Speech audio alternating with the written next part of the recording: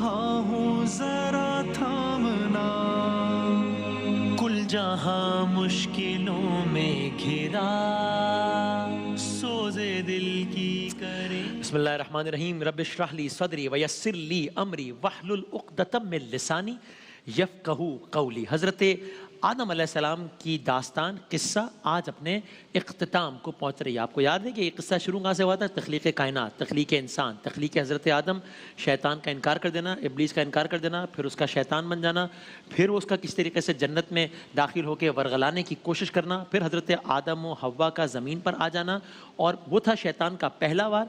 फिर शैतान का दूसरा वार क्या था वो आज आपकी खिदमत में अर्ज़ कर रहे हैं। आज इस दास्तान को मुकम्मल जब करेंगे तो इंशाल्लाह ये भी हम जान पाएंगे, मैं भी सीखूंगा और आप भी साथ रहिएगा इंशाल्लाह, कि हम ये भी जान पाएंगे रूए ज़मीन पर पहला कत्ल किसने किया, कातिल कौन था, मकतूल कौन था, मास्टर माइंड कौन था, उकसाने वाला कौन था, रूए ज़मीन पर पहली तदफीन किसने की, कैसे हुई, और इस दास्तान का बिलाखिर इख्तिताम क्या हुआ। तो कल की बात यहाँ तक पहुँची थी। हज़रत आदम अलैहिस्सलाम के दो बेटे, यानी बेटे तो उनके और भी थे, हज़रत शीस अलैहिस्सलाम भी थे, लेकिन जो किस्सा है दो बेटे हाबील काबिल, दोनों बेटों में एक तनाज़ा पैदा हो गया। किस बात पर तनाज़ा था? कल अर्ज़ किया था, आज रिपीट नहीं करता, कि दोनों बेटों में एक कॉन्फ्लिक्ट पैदा हो गया। ये कॉन्फ्लिक्ट हल होने का नाम ही नहीं ले रहा।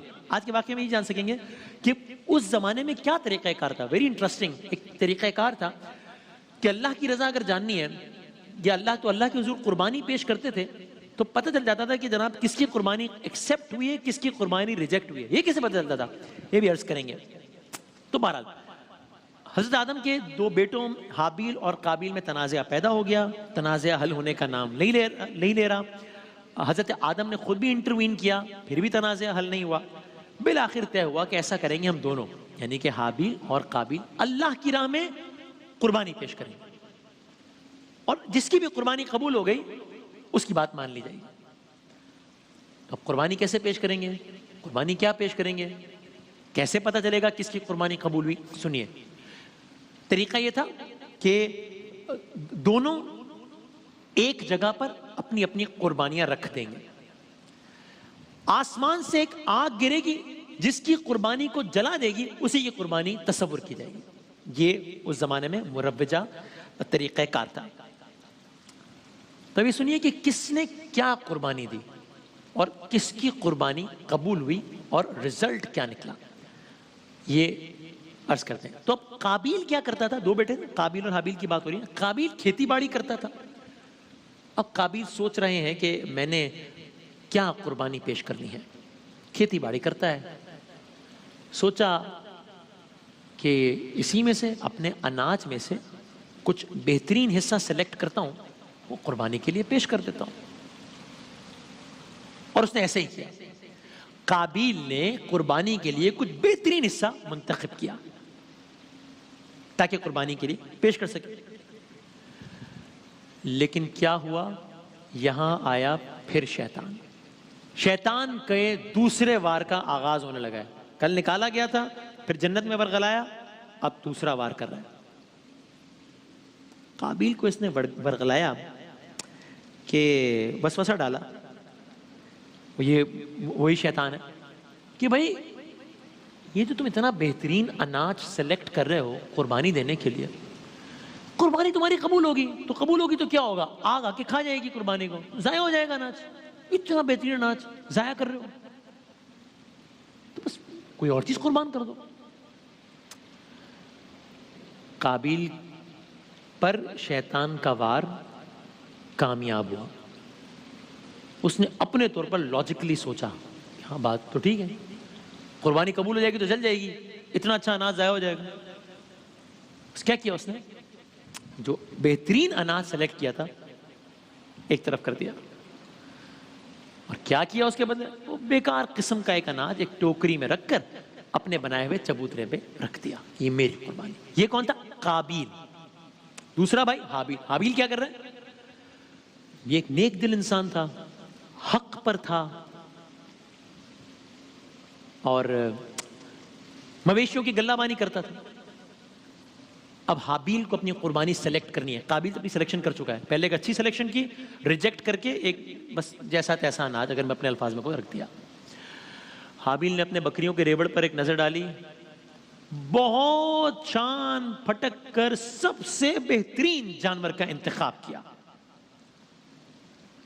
قابیل نے برے اناج کا انتخاب کیا, وہ اس کے ایسٹس تھے, بکریاں اس کی ایسٹس تھیں, اس نے بہترین جانور کا انتخاب کیا. both were having their own logics, اپنی اپنی منطق تھی. اس نے کیوں بہترین جانور کا انتخاب کیا؟ یہ بھی تو سوچ سکتا تھا کہ بھائی آگ آئے گی جلا دے گی تو جانور ضائع ہو جائے گا.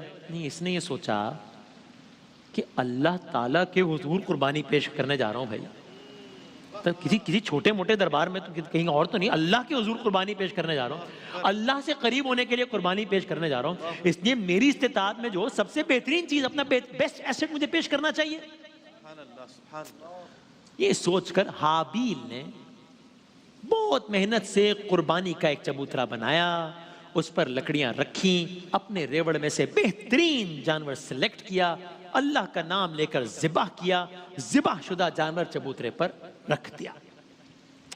یعنی حابیل نے شریعت اور تقوی کے تمام سٹینڈرڈز کو فالو کیا.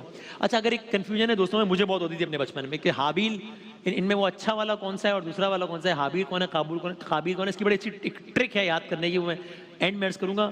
مجھے بہت کام آئی تھی جب میرے ٹیچر نے مجھے بتائی تھی, اس کے بعد سے مجھے نہیں بھولتا کہ قابیل کون تھا اور حابیل کون تھا. بہرحال اب آپ ذرا منظر سوچئے, دونوں بھائی ہیں, اختلاف ہو گیا تھا, تنازع ہو گیا تھا, حل نہیں ہوا, نبی اللہ نے انٹروین کیا, حل نہیں ہوا, والد صاحب نے انٹروین کیا, حضرت آدم علیہ السلام نے انٹروین کیا, حل نہیں ہوا. طے ہوا کہ دونوں اپنی قربانی دیں گے. دونوں کی قربانیاں رکھی ہیں, ایک نے اچھی قربانی سلیکٹ کی, ایک نے بری قربانی سلیکٹ کی ہے.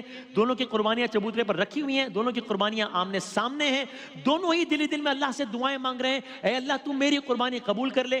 شریعت میں یہ لکھا ہے کہ اللہ بہترین مال کی قربانی قبول کرتا ہے. اب قبولیت کا وقت آ گیا تھا.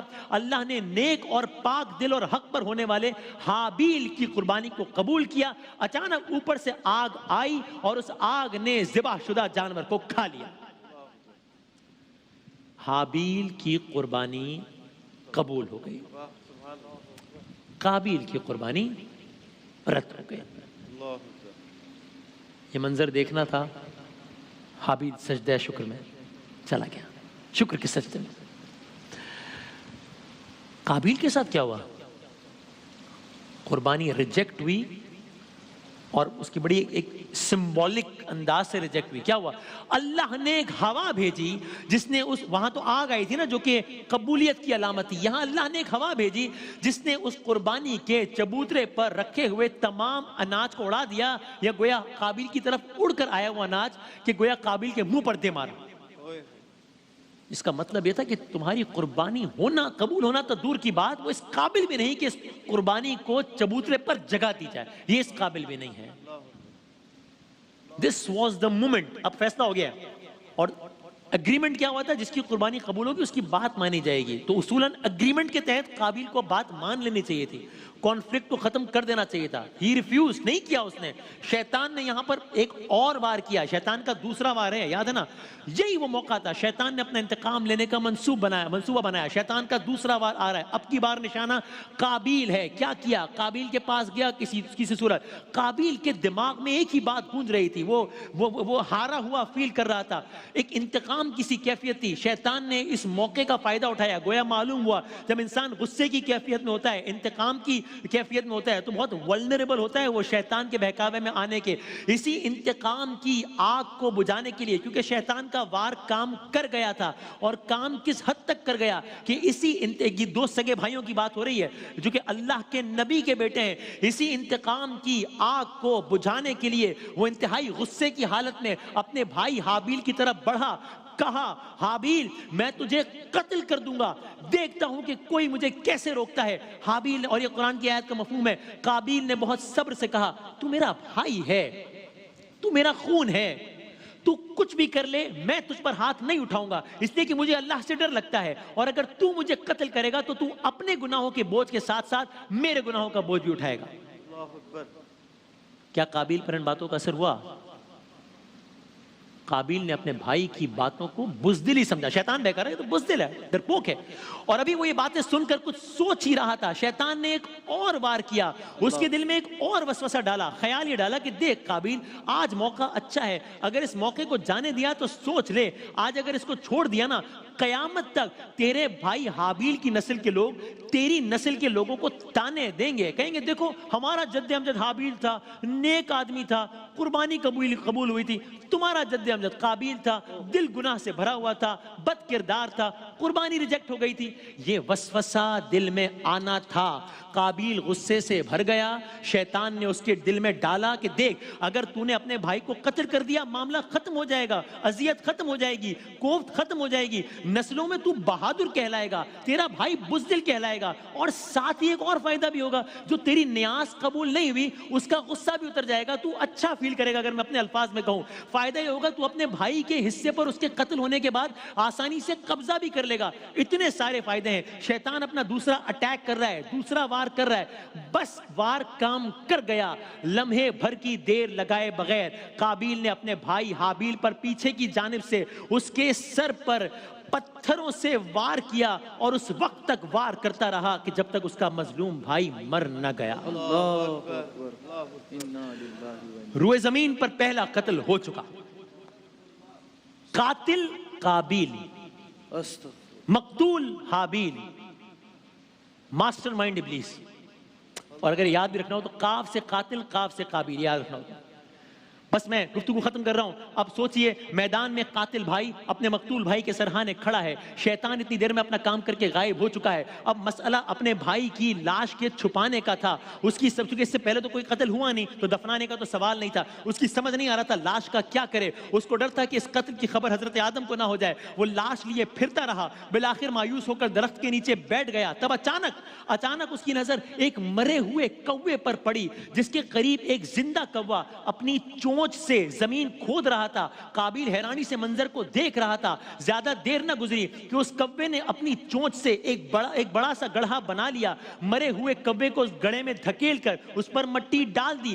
تب قابیل کو احساس ہوا کہ یہ سب میرے اللہ کی جانب سے ہوا ہے, اور پھر وہ اپنے آپ کو لعنت و ملامت کرنے لگا کہ افسوس, میں نے اپنے ہی ہاتھوں سے اپنے سگے بھائی کو قتل کر دیا, اور میں اتنا بے وقوف ہوں کہ مجھ سے اپنے بھائی کی لاش تک ٹھکانے نہ لگائی گئی. پھر اس نے اپنے بھائی کی لاش کو اسی طرح دفن کر دیا جس طرح اس نے دفن کیا تھا.